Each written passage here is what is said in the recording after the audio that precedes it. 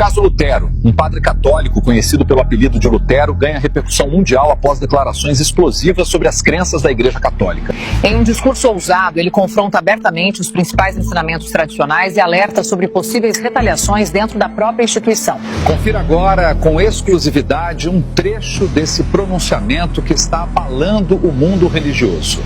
Eu sei que terei retaliações, mas tenho que falar a verdade, irmãos. Se depois vocês não me virem mais, saibam que foi o preço da verdade. Está na hora da Igreja Católica corrigir seus erros doutrinários e reconhecer que grande parte do que é imposto sobre nós é a pura verdade. Dizemos, como defesa, que não praticamos a idolatria, apenas veneramos imagens, mas essa não é a verdade. Nos curvamos e falamos com estátuas e imagens, sim. Ensinamos a mediação através dos santos apóstolos e santos canonizados, quando a Bíblia nos diz que só há um mediador entre Deus e os homens, Jesus. Leiam 1 Timóteo 2, versículo 5. Nosso maior erro é não orientar vocês a lerem e estudarem as Escrituras.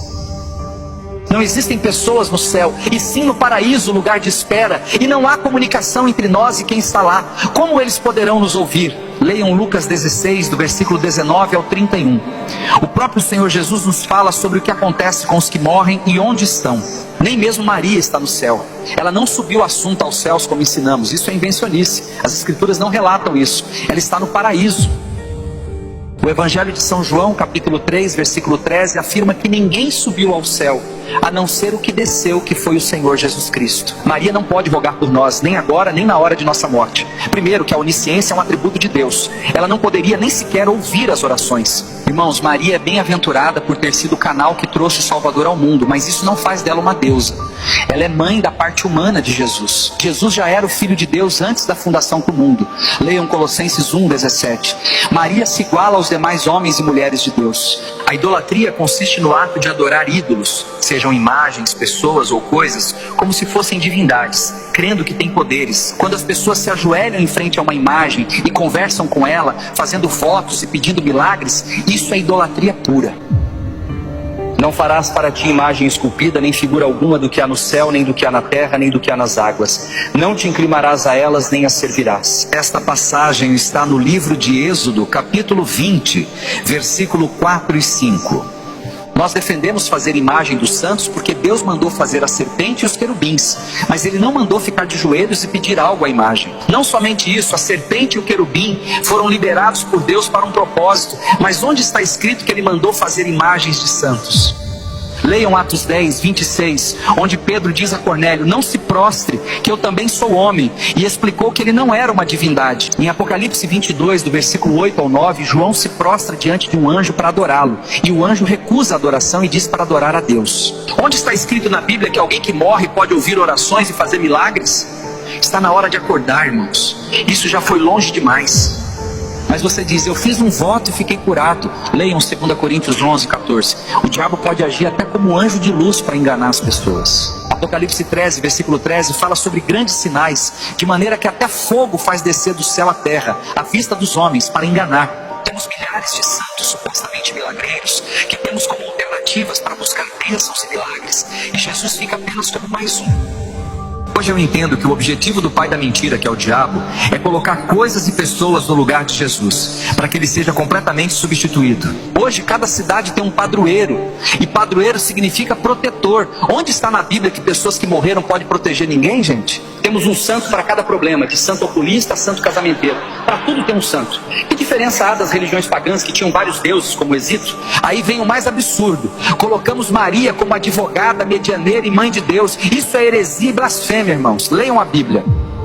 Temos um advogado para com o Pai, Jesus Cristo, o justo. Não é Maria, é Jesus.